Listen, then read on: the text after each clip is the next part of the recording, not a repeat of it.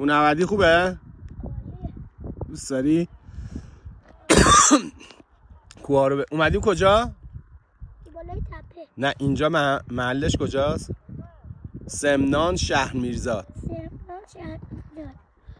سوغاتی های سمنان رو یادت باشه فردا یاد بگیری. خب توضیح بدی.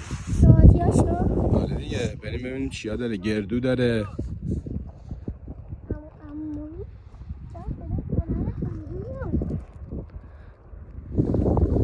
آقا پندار کوهنوردی کرد. واسه ما منظری بگو یه چیزی.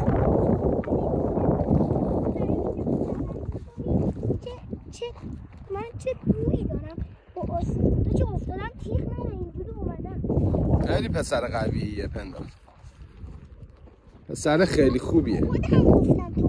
آره اتفاقا منظریش خودش گفتش پاشو بریم بالا ببینم اون شیره یا نه.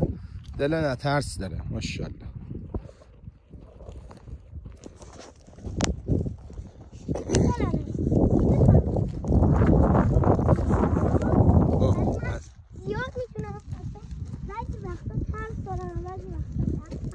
پندار موقع پایین رفتن میدونی چجوری باید بری پاتو بذاری؟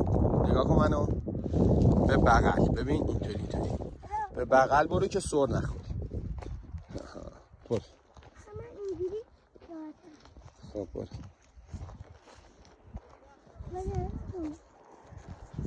چی؟ دستتو بده من. بابا میره اون چمنه بیاریم سر نخوریم بریم بالا اون بیا دستتو بده من.